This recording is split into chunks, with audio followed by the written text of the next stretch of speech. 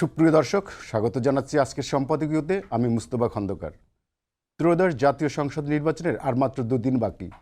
এবারের নির্বাচনে জনগণ যেমন ভোট দিতে মুখিয়ে আছে, তেমনি আন্তর্জাতিক মহলেরও এই নির্বাচন নিয়ে রয়েছে আগ্রহ আর কৌতূহল। নির্বাচনে অংশ নেওয়া দলগুলো ইতিমধ্যে জনগণের কাছে তাদের নির্বাচন ইশতেহার তুলে ধরেছে, কিন্তু নির্বাচন নিয়ে জনমনে রয়েছে নানা কৌতূহল ও শঙ্কা। তারা আশঙ্কার আশাবাদের যুগপথ দোলাচলে রয়েছে। জনগণের এই ভাবনা থেকেই আমাদের আজকের সম্পাদকীয়র বিষয় নির্ধারণ করা হয়েছে কেমন হবে নির্বাচন। আর এসব বিষয় নিয়ে কথা বলতে আমাদের স্টুডিওতে উপস্থিত আছেন, কথা বলার জন্য আমাদের স্টুডিওতে উপস্থিত আছেন বর্ষিয়ান রাজনীতিক এবং বিএনপির কেন্দ্রীয় নির্বাচন পরিচালনা কমিটির চেয়ারম্যান ও বিএনপি স্থায়ী কমিটির সদস্য নজরুল ইসলাম খান।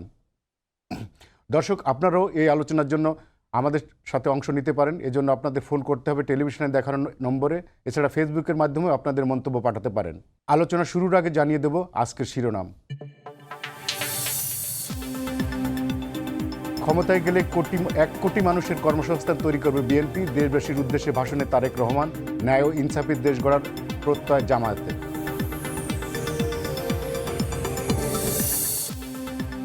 নির্বাচন নিয়ে ষড়যন্ত্র করছে গুপ্তরা, জনগণকে বিভ্রান্ত করতে দিচ্ছে বায়বীয় প্রতিশ্রুতি, অভিযোগ তারেক রহমানের। ভেঙে চুরে শেষ হওয়া দেশ পুনর্গঠনের অঙ্গীকার।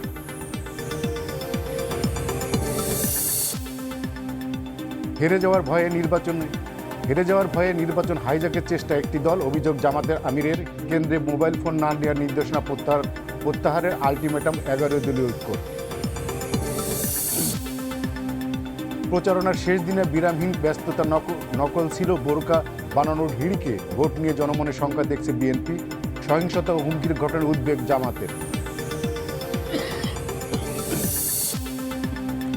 এবং আপত্তির মুখে পিছু হটল ভোট কেন্দ্র, কক্ষে মোবাইল নিতে বাধা নেই, তোলা যাবে ছবিও, জানালেন সচিব। আগের মতো ব্যবহৃত না হওয়ার ঘোষণা পুলিশের।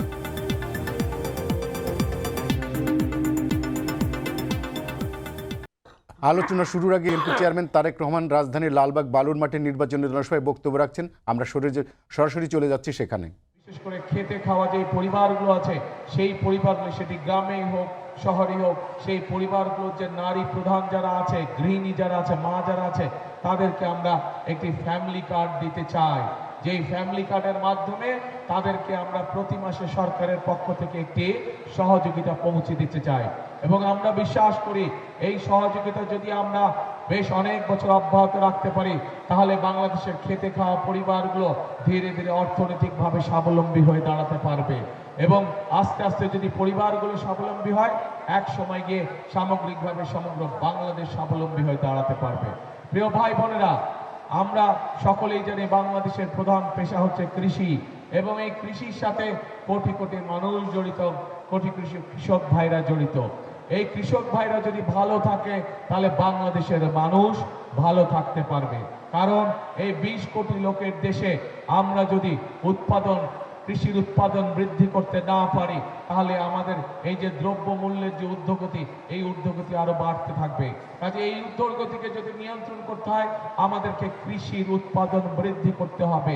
এবং এই কৃষির উৎপাদন যদি আমাদেরকে বৃদ্ধি করতে হয়, তাহলে আমাদেরকে অবশ্যই বাংলাদেশের কৃষক ভাইদেরকে সহযোগিতা করতে হবে।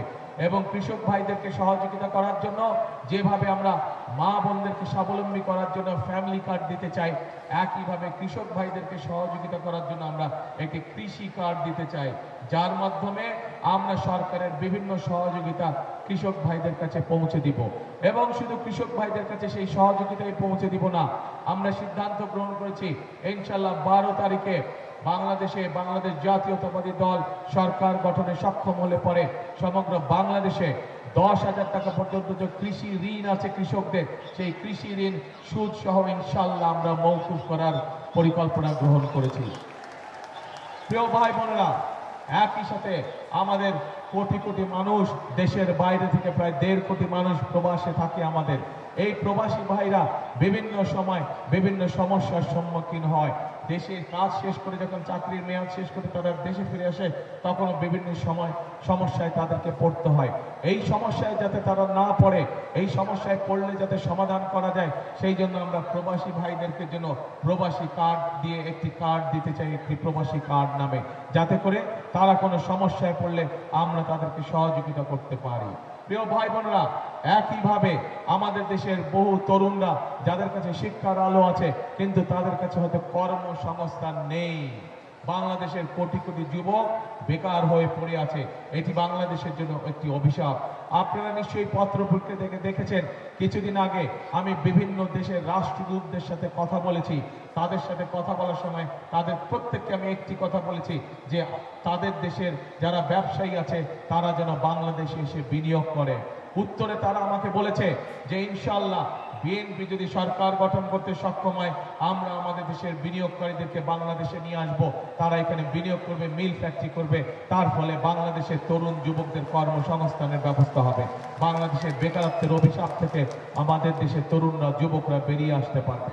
প্রিয় ভাই বোনেরা, শুধু তাই নয়, আমরা পরিকল্পনা গ্রহণ করেছি যে বিদেশি বিনিয়োগকারীরা যেমন আসবে, ঠিক একইভাবে আমরা আমাদের দেশে বিভিন্ন প্রশিক্ষণ সেন্টার বলেন, বিভিন্ন ভোকেশনাল ইনস্টিটিউট বলেন, বিভিন্ন টেকনিক্যাল ইনস্টিটিউট বলেন, এইগুলো আমরা বাংলাদেশের সকল জায়গায় প্রতিষ্ঠিত করব, যাতে করে আমাদের ছেলে মেয়েরা দক্ষ নাগরিক হিসাবে গড়ে উঠতে পারে, দক্ষতা নিয়ে তারা যাতে বেড়ে উঠতে পারে, এবং তার ফলে যেটি হবে তারা দেশেই তাদের কর্মসংস্থানের ব্যবস্থা করতে পারবে। হয় তারা নিজেদের ব্যবসা বাণিজ্য শুরু করতে পারবে, অথবা কোনো না কোনো জায়গায় তারা কর্মসংস্থানের ব্যবস্থা করতে পারবে, অথবা তারা ভালো বেতন নিয়ে বিদেশেও চাকরির সংস্থান করতে পারবে, কর্মসংস্থান, যদি তাদের ট্রেনিং থাকে, যদি তারা দক্ষ শ্রমিকে নিজেদেরকে রূপান্তরিত করতে পারে। প্রিয় ভাই বোনেরা, আমরা এটাও সিদ্ধান্ত নিয়েছি যে আগামীবার ইনশাল্লাহ বিএনপি সরকার গঠন করলে পরে আমাদের যে সকল ভাই বোনেরা ট্রেনিং এর মাধ্যমে দক্ষ শ্রমিকে রূপান্তরিত হবে, তারা যখন বিদেশ যাবে, যদি তাদের অর্থ সংকট হয়, তাহলে যেন তাদেরকে জমি বিক্রি করতে না হয়, বাপ দাদার জমি যাতে বিক্রি করতে না হয়, সেই জন্য আমরা তাদেরকে বিদেশ যাওয়ার জন্য তাদেরকে আমরা সরকার থেকে ঋণ প্রদান করব। যেই ঋণ ধীরে ধীরে তারা চাকরি করার মাধ্যমে আস্তে আস্তে সেই ঋণের টাকা শোধ করবে। প্রিয় ভাই, দর্শক, রাজধানীর লালবাগ বালুর মাঠে নির্বাচনী জনসভায় বক্তব্য রাখছেন বিএনপি চেয়ারম্যান তারেক রহমান। আমরা সরাসরি ছিলাম সেখানে। তার বক্তব্যের সম্পূর্ণ অংশ দেখতে ভিজিট করুন সময় টিভির ফেসবুক পেজে। ফিরছি আজকের আলোচনায়। আমি নজরুল ইসলাম খান, আপনাকে প্রথম প্রশ্ন করতে চাই যে সামনের দুদিন পরেই তো আমাদের বহুল আকাঙ্ক্ষিত প্রত্যাশিত নির্বাচন। সেই নির্বাচনে জনগণের কিংবা ভোটারদের মন জয় করতে বিএনপি কোন কোন জায়গাকে গুরুত্ব দিয়েছে? ধন্যবাদ আপনাকে। বিএনপি বাংলাদেশের জনগণের রাজনৈতিক দল। আমরা জনগণের আকাঙ্ক্ষাকেই সবচেয়ে বেশি গুরুত্ব দিয়েছি। এই জনগণের বিভিন্ন শ্রেণী পেশার মানুষ আছে জনগণের মধ্যে। জনগণের মধ্যে নারী পুরুষ আছেন, শিশুরা আছেন, এখানে প্রবাসে যারা কাজ করেন তারা আছেন, বয়স্ক মানুষ যাদেরকে আমরা বৃদ্ধ বা যাদের প্রবীণ নাগরিক তারা আছেন। এখানে সরকারি বেসরকারি পর্যায়ে কাজ করেন এমন লোকরা আছেন। এখানে আপনার রপ্তানি প্রক্রিয়াজাত অঞ্চলে কাজ করে এমন লোকরাও যেমন আছেন, তেমনি অপ্রাতিষ্ঠানিক খাতে কাজ করে এমন লোকরা আছেন। যারা আপনার পাহাড়ে সমতলে যারা বাস করেন তারা আছেন। সব শ্রেণী পেশার মানুষের কল্যাণের কথা বিএনপি ভাবে, এবং তাদের সকলের কল্যাণের কথা আমাদের নির্বাচনী ইশতেহারে আমরা উল্লেখ করেছি। সব কাজই একসাথে করা যাবে বা একবারে করা যাবে ব্যাপারটা এমন না, কিন্তু আমরা কাউকে মিথ্যা আশ্বাস দিতে চাইনি। আমরা যেটা বলার আমরা পরিষ্কারভাবে স্পষ্টত বলেছি যে কি করা উচিত, কি করা সম্ভব। অর্থাৎ আমরা জনগণের সব কষ্ট ধারণ করেছি, জনগণের সব আকাঙ্ক্ষাকে আমরা বরণ করেছি, এবং জনগণের সব ইচ্ছা পূরণের যে প্রয়াস সেখানে আমরা যুক্ত হতে চেয়েছি। যেমন আমাদের দেশে যদি আপনার শ্রেণী বা পেশার দিক থেকে বিবেচনা করেন, তাহলে এখনও আমাদের দেশে কৃষিজীবী মানুষ সর্বাধিক। কৃষিজীবী বা কৃষির উপর নির্ভরশীল বা কৃষির সঙ্গে যুক্ত এই মানুষের সংখ্যা সর্বাধিক। কাজে আমরা মনে করেছি যে তাদের কল্যাণের জন্য কি করা উচিত। আপনারা খেয়াল করবেন যে আমাদের দলের চেয়ারম্যান জনাব তারেক রহমান সাহেব নির্বাচনী প্রতিশ্রুতি ঘোষণার আগেই তিনি কৃষকদের সঙ্গে বা কৃষকদের বিভিন্ন অনুষ্ঠানে কিংবা পাবলিক অনুষ্ঠানগুলিতে উনি কৃষক কার্ডের কথা বলেছেন, ফার্মার্স কার্ড। Farmers card. তো এই নিয়ে অনেক দল নানা কথা বলেছে যে এইসব ভাওতা, এইসব কি করে হবে। তারপরে তারা প্রচারের চেষ্টা করলেন যে এটা বিরাট ব্যয়বহুল ব্যাপার, এটা আসলে সম্ভব না ইত্যাদি আর কি। আমরা যখন ফ্যামিলি কার্ডের কথা বললাম, যেটাও বেসিক্যালি এবং বড় অংশেই কৃষিজীবী মানুষের কাছে যাবে, তাদের পরিবারের প্রান্তিক মানুষ প্রধান যারা নারী যিনি মা বা বোন বা স্ত্রী, তাদের নামে এই কার্ড থাকবে। তাদেরকে মাসে 2,500 করে টাকা দেওয়া হবে। তারা এটা তাদের কিন্তু যার যার নিজের উপার্জন বা ভাতা যাই পাক তার অতিরিক্ত। এটা আর কোত্থেকে আসবে, এটা কে কেমনে ম্যানেজ করবে ইত্যাদি। কিন্তু তার কদিন পরে দেখলাম যে যারা এসব সমালোচনা করেন যে কার্ডের নামে ভাওতা চলবে না হ্যান ত্যান, তারা নিজেরা এই স্মার্ট কার্ড দিবেন বলে ঘোষণা করলেন। আচ্ছা, তো ব্যাপারটা হচ্ছে যে আমরা মনে করি যেটা সেটা হলো যে দেখেন, কৃষক কার্ডের কথা আমরা বলেছি যে এটা যে একজন কৃষকের থাকবে, সে এই কার্ড দিয়ে ন্যায্য মূল্যে কৃষি উপকরণ কিনতে পারবে। অর্থাৎ বীজ, সার, কীটনাশক, আপনার যা যা কৃষি উপকরণ এগুলেন সে কিনতে পারবে আর কি। আমরা বললাম যে এই কার্ড দিয়ে সে আপনার তার যে উৎপাদিত পণ্য সেটা বিক্রির একটা ন্যায্য মূল্যে বিক্রির একটা সুযোগ পাবে আর কি। সেটা কৃষি সমবায়ের মাধ্যমে হোক, স্থানীয় সমবায়ের মাধ্যমে হোক, বা বিভিন্ন এলাকায় যে কৃষির বিষয়ে দায়িত্বপ্রাপ্ত কর্মকর্তা যারা আছেন তাদের মাধ্যমে হোক, কিন্তু ন্যায্য মূল্য যেন পায়, যেন মধ্য সত্যভোগীদের কোনো রকম তারা হস্তক্ষেপ করতে না পারে, রক্ষা পেতে পারে আর কি। আচ্ছা, নজরুল ভাই, আমরা কৃষি ঋণের কথা বলেছি যে এই কার্ড দিয়ে কৃষি ঋণও পাবে তারা আর কি, এগুলো আমরা বলেছি। কিন্তু তার চেয়েও বড় কথা যেটা আমরা বলেছি সেটা ওটারও খরচ আছে, কিন্তু আমরা মনে করেছি যে এটা খুব গুরুত্বপূর্ণ, খুব প্রয়োজন। কারণ আমাদের দেশের কৃষকদের আপনি কার্ড দিয়ে আপনি যাই দেন, সে যদি এমনিতেই একটু বিপদে থাকে তাহলে সে ওই সুবিধা ভোগ করার মানসিকতা থাকবে না। যেমন কৃষি ঋণে আবদ্ধ সে, কিংবা এনজিওদের কাছ থেকে যে ঋণ নিছে সেটাতে আবদ্ধ সে আর কি। তা আমরা সেজন্য ঘোষণা করেছি যে প্রত্যেক কৃষকদের ব্যাপারে আমরা বলেছি যে 10,000 টাকা পর্যন্ত কৃষি ঋণ সুদ সহ মওকুফ করা হবে। আর এনজিওর ঋণ 1 বছরের যে শোধ করতে হয় যে পরিমাণ, সেটা সরকার দিয়ে দেবে। অর্থাৎ কৃষি ঋণ 10,000 টাকা পর্যন্ত সুদ সহ মওকুফ,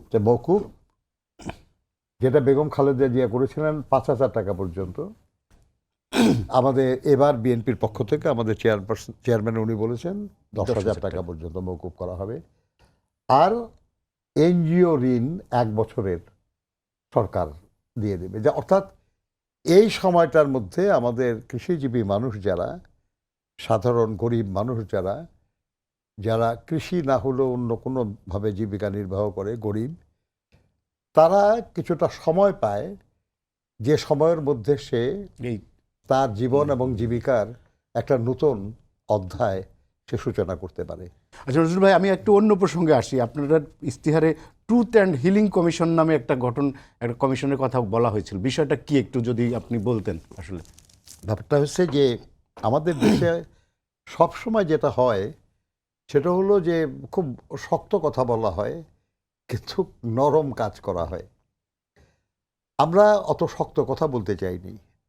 আমরা বলতে চেয়েছি যে যাই অপরাধ ইতিপূর্বে সংগঠিত হয়েছে, সে সামাজিক ক্ষেত্রে বলুন, অর্থনৈতিক ক্ষেত্রে বলুন, রাজনৈতিক ক্ষেত্রে বলুন, এগুলোর একটা পরিপূর্ণ এবং উপযুক্ত তদন্ত হওয়া দরকার। এবং সেই তদন্তে যাদের বিরুদ্ধে অভিযোগ প্রমাণিত হবে তাদের আইনানুগ শাস্তির ব্যবস্থা করা হবে, আইনানুগ বিচার এবং শাস্তির ব্যবস্থা করা হবে। কিন্তু এটা কাউকে যতটা না শাস্তি দেওয়ার জন্য, তার চেয়েও বড় হলো এই ধরনের অপরাধ যেন ভবিষ্যতে না হয় তার একটা পরিস্থিতি বা পরিবেশ সৃষ্টি করার জন্য। আচ্ছা, এটা কি ওই যে অনেকটা রিকনসিলিয়েশন এটা নেলসন ম্যান্ডেলার সেই রিকনসিলিয়েশন অ্যান্ড হিলিং যে প্রসেসটা, সেই প্রসেসটা আপনি তো ওইভাবে আলোচনায় আনতে পারেন, কিন্তু আমরা আমাদের মতো করে করতে চাই, কারণ আমাদের কনটেক্সট একটু আলাদা আর কি। এই কনটেক্সটটা আমরা এটা করতে চাই। অর্থাৎ মূল কথা যেটা, সেটা হলো দেখেন, আমরা বিএনপির রাজনীতি হিসাবে আমরা নিয়েছি যে আমরা আপনার প্রতিশোধ না, মানবিকতা। আমরা বলেছি যে লুটপাট না, উৎপাদন, ভয় না, অধিকার, বৈষম্য না, ন্যায্যতা। আমরা বলেছি যে ক্ষমতা না, জনতা, আমি না, আমরা, আমরা না, দেশ, সবার আগে বাংলাদেশ। আচ্ছা, তো এটা মাথায় রেখে কিন্তু আমরা এই কমিশনটার কথা বলেছি। আচ্ছা, এইবারের নির্বাচন কতটা আপনার ইনক্লুসিভ হবে এবং মানে কি মনে করেন? এই ইনক্লুসিভ এই শব্দটার তো অনেক রকমের অর্থ হয় আর কি। সবাইকে নিয়ে নির্বাচন। দেখেন, আমরা যদি বলি আর কি যে এত বছর বয়স পর্যন্ত মানুষের একটা প্রতিযোগিতা হবে, তাহলে এর বেশি বয়স যারা, তারা তো সেখানে অংশ নিতে পারবে না। এটাকে তো আপনি ইনক্লুসিভ না বলতে পারবেন না। তা আমরা যখন বলি যে সব রাজনৈতিক দল যেন অংশগ্রহণ করতে পারে, তখন তো এটা ধরে নেওয়া হয় আর কি, যেসব দলের রাজনীতিতে বা নির্বাচনে অংশগ্রহণ করার আইনানুগ অধিকার আছে, তারা যেন অংশ নিতে পারে। কোনো দলের যদি সে অধিকার না থাকে, তাহলে সে অংশ নিতে না পারাটা ইনক্লুসিভনেসের ব্যতিক্রম হয় না আর কি। তারপরেও যে কোনো রাজনৈতিক দল সিদ্ধান্ত নিতে পারে আর কি যে আমি এই নির্বাচনে অংশগ্রহণ করব না। পারে না? আপনি টুর্নামেন্ট একটা দিলেন, সব দলই অংশগ্রহণ না করলে এটা ইনক্লুসিভ হবে না, এ কথাটা না আর কি। কোনো একটা একটা দল আর কি, একটা টিম, তারা অন্য কোনো কারণে বলতে পারে যে না, আমি এই প্রতিযোগিতায় অংশ নেব না, হয়তো এর পরের প্রতিযোগিতায় অংশ নেবে, নিতেই পারে আর কি। এতে ওটা ইনক্লুসিভনেস নষ্ট হয় না। কাজে আমি মনে করি আর কি যে যারা যারা এই নির্বাচনে অংশ নেওয়ার যোগ্য, তারা যদি অংশ নেয়, কিংবা তাদের মধ্যে কেউ যদি বিশেষ কোনো কারণে অংশ না নিতে চায়, সেটা তাদের ব্যাপার আর কি। কিন্তু যেহেতু কারো এখানে নির্বাচনে অংশ নিতে বাধা নাই, একমাত্র আইনানুগ বাধা ছাড়া, কাজে এটাকে ইনক্লুসিভ বলতেই পারেন আপনি। আচ্ছা, আরেকটা প্রশ্ন, সেটা হচ্ছে যে আপনারা জাতীয় নির্বাচনের পর জাতীয় সরকারের গঠনের একটা ঘোষণা দিয়েছিলেন, আবার পাশাপাশি আপনারা বলছেন যে আপনারা জামাতকে একটা শক্তিশালী বিরোধী দল হিসেবে দেখতে চান, কার্যকরী বিরোধী দল হিসেবে দেখতে চান। বিষয়টা কি মানে? ব্যাপারটা হচ্ছে, দেখেন, আপনারা জাতীয় সরকার শব্দটা ওইভাবে ব্যবহার করি নাই আমরা। আচ্ছা, আমরা বলেছি যে স্বৈরাচার, এবং যে স্বৈরাচার ফ্যাসিবাদে রূপান্তরিত হয়েছিল, সেই সরকারের বিরুদ্ধে যারা আমরা একসাথে রাজপথে লড়েছেন, বিরোধী রাজনীতির ময়দানে ছিলাম, একসাথে আন্দোলন সংগ্রাম করেছি, আমরা তাদেরকে সাথে নিয়ে একসাথে রাষ্ট্র গঠন, রাষ্ট্রের পরিচালনায় আমরা কাজ করব। তা আপনাদের রাজপথের সহযোগিতা জামাতও ছিল এক সময়? এক সময়, কিন্তু আমাদের সঙ্গে যারা যুক্ত ছিলেন জোটে শেষ পর্যন্ত যুগপৎ আন্দোলনে, তার মধ্যে জামাত ছিল না। জামাত আমাদের সঙ্গে 120 দল পর্যন্ত, আমরা তো একসাথেই ছিলাম। যখন 20 দল কার্যকারিতা বন্ধ করে দেওয়া হলো, যার যার মতো যুগপৎ আন্দোলন আমরা শুরু করলাম, তখন অনেকেই আমাদের সঙ্গে যুগপৎ আন্দোলনে ছিলেন, অনেকেই ছিলেন না আর কি। যারা ছিলেন না তার মধ্যে জামাতও আছে, তারা যুগপৎ আন্দোলন ওইভাবে ছিলেন না। কিছু কিছু আন্দোলনে হয়তো আমরা যেদিন প্রোগ্রাম দিছি তারা সেই দিন দিছেন, আবার বেশ কিছু আন্দোলনে আমরা যেদিন প্রোগ্রাম দিচ্ছি তারা সেই দিন দেন নাই, তারা হয়তো অন্য কোনো দিন দিছেন। কাজে যুগপৎ আন্দোলনে তারা ছিলেন শেষ পর্যন্ত, এই কথা বলা যাবে বলা না। ঠিক হবে না। আচ্ছা, আমি আরেকটা প্রশ্ন করি, সেটা হচ্ছে যে নারী নিয়ে অনেক কথা হচ্ছে। আমাদের দেশের প্রায় অর্ধেকই নারী, ভোটারদের মধ্যে বলেন, জনসংখ্যার দিক থেকে বলেন। সেক্ষেত্রে নারীর কর্মঘণ্টা নিয়ে এক রকমের কথা হচ্ছে, নারীদেরকে নানা রকমের অবমাননাকর উক্তি আমরা বিভিন্ন সময় ইলেকশনের সময় বিশেষ করে শুনতে পাচ্ছি একটা রাজনৈতিক দলের মুখ থেকে। বিশেষ করে এই বিষয়টাকে বিএনপি কিভাবে অ্যাড্রেস করে? দেখেন, আমরা একটা দলের প্রধানকে বলতে শুনলাম যে ঠিক নারীদের প্রতি ভালোবাসা কারণেই হয়তো বললেন তিনি আর কি, যে তাদের 5 ঘন্টা দৈনিক কাজ করলেই তারা পূর্ণ বেতন পাবেন, তাদের 8 ঘন্টা করতে হবে না। এই নিয়ে যখন নানান কথা হলো তখন বললেন যে হ্যাঁ, 5 ঘন্টা কাজ করলে যেখানে সে কাজ করে তারা 5 ঘন্টার মজুরি দিবে, বাকি 3 ঘন্টার মজুরি সরকার দিবে। এটাও আমাদের নারী সমাজ বিশেষ করে এটা নিয়ে আপত্তি করলেন, প্রতিবাদ করলেন। এবং এটা নিয়ে খুব যৌক্তিক কথা আসলো, যেটা সেটা হলো যে একটা প্রতিষ্ঠানে একজন নারী কর্মী তো 8 ঘন্টার জন্য নিযুক্ত হন, তার মজুরি কে দিবে সেটা পরের কথা আর কি। কিন্তু সে যদি 5 ঘন্টা কাজ করে বাকি 3 ঘন্টার কাজ কে করে দিবে তার? এর জন্য যদি নতুন কাউকে নিয়োগ করতে হয় তাহলে তো খরচ অনেক বেশি হবে আর কি। তো এই বিবেচনায় অনেক মালিক তারা নারীদেরকে নিয়োগ দিতেই চাবে না আর কি, যে সে 5 ঘন্টা কাজ করবে, তো বেশি করবে না, তাহলে আপনার তো প্রতিষ্ঠান ভালো চলবে না, বা শিল্প কারখানা ভালো চলবে, প্রোডাকশন কমে যাবে। এই নিয়ে আলোচনা হলো। বরঞ্চ নারী সংগঠনগুলিতে বা ট্রেড ইউনিয়নের পক্ষ থেকেও বলা হলো যেটা, এটা হলো যে আমরা তো কখনো চাই নাই এটা যে আমরা কম কাজ করতে চাই, আমরা আমাদের মজুরির বৈষম্য দূর করার দাবি করেছি, আমরা আমাদের মজুরি বৃদ্ধির দাবি করেছি, আমরা কর্মসংস্থানের সুযোগ সৃষ্টির দাবি করেছি, কিন্তু আমরা তো কখনোই দাবি করি নাই যে আমাদের কর্মঘণ্টা কমায় দাও। কারণ এই নিয়ে যখন কথাবার্তা হলো তখন দেখা গেল যে সম্প্রতি আমরা তাদের যে নির্বাচনী ইশতেহার দেখলাম, সেখানে দেখলাম তারা বলেছে যে নারী যখন আপনার প্রসূতিকালীন সময়, সেই সময়ে তাদের 5 ঘন্টা কাজ আর কি। অর্থাৎ মানে যেটা বলেছিলেন তারা প্রথম, তারা সেখান থেকে ধীরে ধীরে বিভিন্ন পর্যায়ে সরে সরে তারা এখন এই জায়গাটায় এসে পৌঁছেছেন যে প্রসূতিকালীন সময়ে 5 ঘন্টা কাজ করবে। আমরা বলি যেটা সেটা হলো যে সরকারি কর্মচারীদের জন্য প্রসূতিকালীন ছুটি হলো 6 মাস, আর প্রাইভেট সেক্টরে বা কলকারখানায় সেটা হলো 4 মাস। আমরা সকলের জন্য 6 মাস দাবি করেছি এবং আমাদের নির্বাচনী ইশতেহারে আমরা সেটাই বলেছি আর কি, যে সবাই 6 মাসের প্রস্তুতিকালীন ছুটি দেওয়া হোক এবং পূর্ণ ছুটি, পূর্ণ বেতন সহ এই ছুটিটা হবে তাদের। এবং আমরা এটাও দাবি করেছি যে ওই সন্তানকে, দেখেন খুব প্র্যাকটিক্যাল হই আমরা একটু, যে যখন একজন নারী সন্তান প্রসব করবেন তার আগে পরে কিছু সময় তার বিশ্রামের নিশ্চয়ই প্রয়োজন আছে, এবং শিশুর স্বাস্থ্য এবং মার স্বাস্থ্য দুটোর কারণেই আমরা এই 6 মাসের ছুটির কথা বললাম।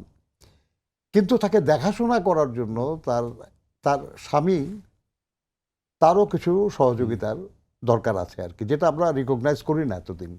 আমরা আমাদের নির্বাচনী ইশতেহারে বলেছি যে 1 মাসের পিতৃত্বকালীন ছুটি দেওয়া, যে বাবার সন্তানটা হবে মা তো পাবে 6 মাসের, কিন্তু বাবাকেও অন্তত 1 মাস সবেতন ছুটি দেওয়া উচিত, যাতে করে ওই মা এবং শিশু দুইজনের দেখাশোনাটা সে করতে পারে, তো ক্রিটিক্যাল সময়টাতে সে দেখাশোনাটা করতে পারে আর কি। আচ্ছা, আমার হাতে সময় নেই, আমি এক লাস্ট প্রশ্ন, এই যে সামনে নির্বাচন 2 দিন পরে আওয়ামী লীগের মতো একটা বড় দল অংশগ্রহণ করছে না, এটা কি ভোটের মাঠে কোনো প্রভাব ফেলবে কিনা, ভোটার উপস্থিতিতে? ওয়েল, আপনার কিছু তো প্রভাব ফেলতেই পারে, কারণ এটা এই দলটা তো অনেক বছরের দল, এবং তারা যদিও তারা জনগণের দ্বারা প্রত্যাখ্যাত হয়ে এখন তার নেতৃত্ব তো দেশের বাইরে আর কি, কিন্তু তাদের সমর্থক তো কিছু আছে, নেতাকর্মী কিছু আছে দেশে। আমার ধারণা যে তারা যেহেতু রাজনৈতিক কর্মী, তারা নির্বাচন থেকে বাইরে থাকা মানে সুযোগ তারা মনে হয় না তারা করবে, কারণ এটাতে তাদের রাজনৈতিক লাভ কি? লাভ নাই। আচ্ছা, আমাদের হাতে আর সময় নেই। নজরুল ইসলাম খান, আপনাকে অসংখ্য ধন্যবাদ আমাদেরকে সময় দেওয়ার জন্য। ধন্যবাদ আপনাকেও। দর্শক সবাইকে ধন্যবাদ জানিয়ে শেষ করছি আমাদের আজকের সম্পাদকীয়। আগামীকাল আবার দেখা হবে একই সময়ে। শুভরাত্রি।